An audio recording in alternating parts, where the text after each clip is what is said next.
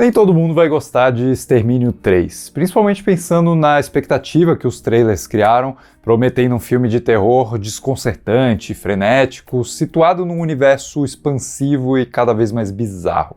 Não que o filme não entregue esse tipo de coisa, ele entrega sim, mas ele também vai além e toma caminhos inesperadamente mais intimistas, contemplativos, filosóficos e até meio constrangedores, dependendo da boa vontade ou não de quem está assistindo. Eu tive essa boa vontade. Para mim, Extermínio 3 funcionou bastante, mesmo que eu reconheça alguns dos seus problemas que vão afetar boa parte do público. Realmente parece que esse 28 anos depois, como ele é chamado originalmente, é uma salada de ideias. Um filme que tenta enfiar vários tons e abordagens estéticas diferentes no mesmo prato e que nem sempre tira disso um resultado coerente e consistente. É como se houvesse uma falta de sincronia entre os colaboradores frequentes Danny Boyle na direção e Alex Garland no roteiro, com o Danny tentando ser bem mais comercial e explícito na sua intenção de entreter o público,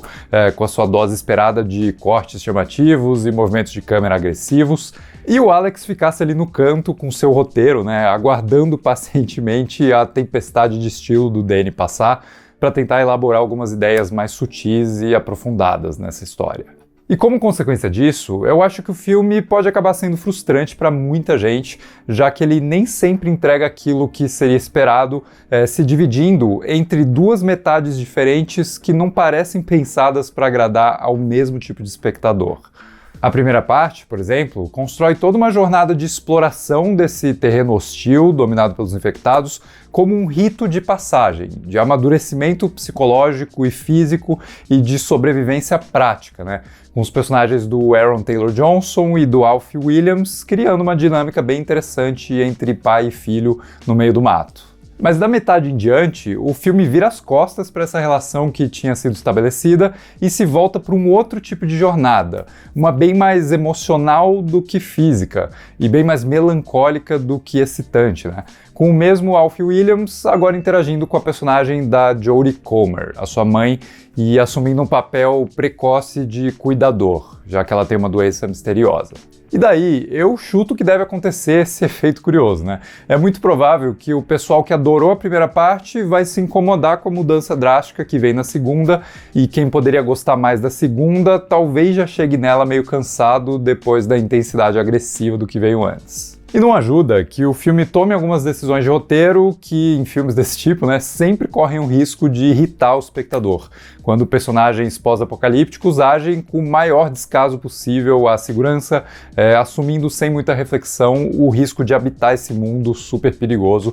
sendo que nem sempre o roteiro pune esse tipo de decisão inconsequente. E também atrapalha o fato de o filme soar inevitavelmente incompleto, já que ele é o primeiro de uma nova trilogia, com a segunda parte estreando em janeiro do ano que vem. Isso traz um sentimento meio vazio, talvez porque essas duas metades que eu mencionei não sejam suficientemente exploradas nesse único filme, já que cada uma delas parece ceder um certo espaço para que a outra exista. E ainda tem mais uma coisa, o roteiro toma certas liberdades com a mitologia dos zumbis, e ele tem todo o direito de fazer isso, mas é válido apontar que algumas escolhas aqui podem não agradar muito, mexendo um pouco demais nas características desse tipo de criatura, ao ponto de elas deixarem de ser o que elas costumam ser e virarem outra coisa, Isso não é necessariamente algo ruim, mas é algo que pode ser bem divisivo e, para ser sincero, eu mesmo ainda estou me decidindo se essas mudanças funcionaram para mim.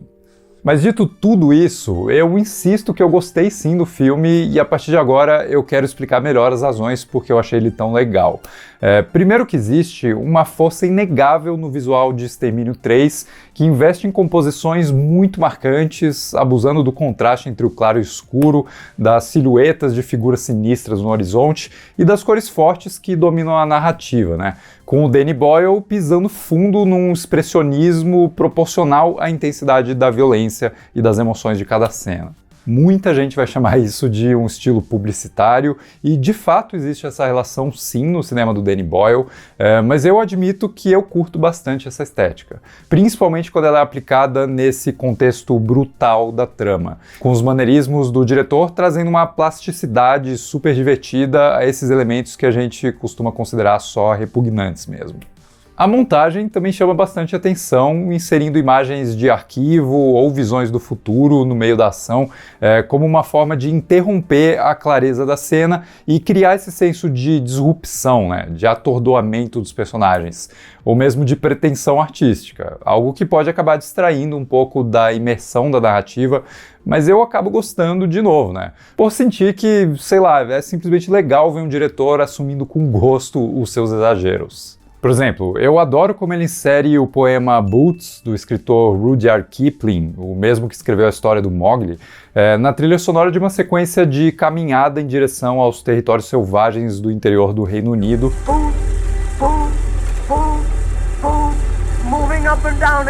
Sendo que ele já tinha usado esse áudio no trailer do filme. O que consolida, para mim, essa estética publicitária, já que o filme continua organizando sua narrativa ao redor desse estilo agressivo de comunicação,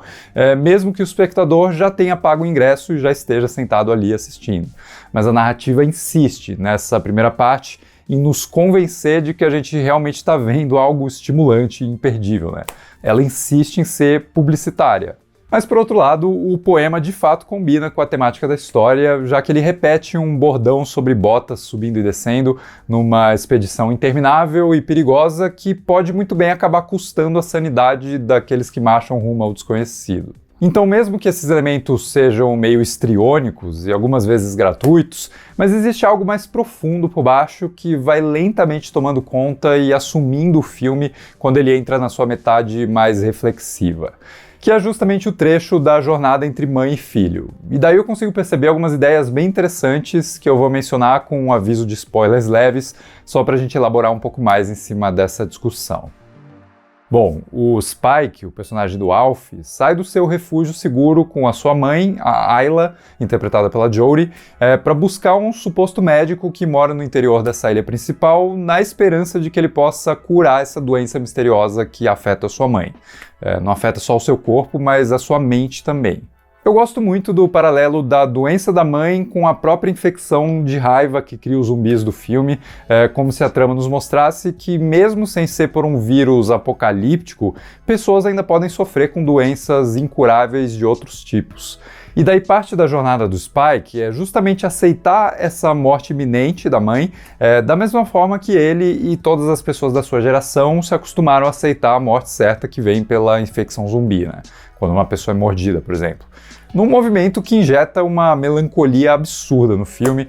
que só cresce ainda mais quando o Dr. Kelson, o personagem do Ray Fiennes, entra em cena e basicamente engole o filme com a sua atuação imensamente empática e esquisita ao mesmo tempo. Nesse sentido, eu gosto também de outro elemento que dialoga com essas ideias, que é o fato de o Reino Unido ser o único lugar infectado no mundo, tendo sido isolado e permanentemente estagnado, enquanto o resto dos países seguiu em frente. Isso não só é bem assustador, né? Imaginar que toda a carnificina e degradação moral que esses personagens enfrentam sequer precisaria existir caso eles não morassem nessa ilha amaldiçoada. Mas esse contraste entre um lugar parado no tempo e o resto do planeta em movimento sintetiza perfeitamente a experiência de alguém lidando com um familiar doente. No caso, o Spike vive cuidando da mãe, se preocupando com ela e se isolando da sua comunidade por se encontrar completamente preso a essa condição de saúde dela, enquanto o resto das pessoas continua vivendo, né? Continua sorrindo, dançando e criando novas memórias, como o seu próprio pai, que ganha camadas menos virtuosas ao trair a esposa doente. Mas quando você cuida de alguém doente, principalmente quando essa doença afeta a mente, as lembranças, né, a percepção de realidade dessa pessoa, a impressão que fica é que toda a sua relação com ela para de andar para frente e passa a viver só dos pequenos lapsos de sanidade, que também vão se tornando cada vez mais raros, né, sobrando somente as memórias distantes que você viveu com ela. É isso que acontece com o Spike e a Ayla e que representa muito bem também o que ocorreu com o Reino Unido, em comparação com o resto do mundo. E eu gosto bastante dessa conexão. E olha que o filme quase dilui o impacto poético da resolução dessa história, com um final meio bizarro, né, que surge do nada e apresenta uma versão pós-apocalíptica dos Teletubbies que surge no começo da trama. Mas ainda assim, eu gostei muito da experiência como um todo. Principalmente pensando, de novo, né, no lance das duas metades opostas da história, que para mim acabam justamente se encaixando nas concepções generalizadas do papel do pai e da mãe, sendo a primeira parte voltada mais para a ação, tradicionalmente masculina, e a segunda para o cuidado associado ao feminino. De novo, pensando de uma forma mais generalizada, né? E com os Pike se desprendendo de ambas as versões idealizadas dos seus pais, desfazendo a imagem admirável do seu pai e abrindo mão da presença protetora da mãe, que já não pode mais proteger ninguém, ainda que nesse processo de amadurecimento ele acabe adquirindo essas características que ele não encontra mais nos seus pais. O Spike, agora, também é capaz de matar e proteger os outros e a si mesmo,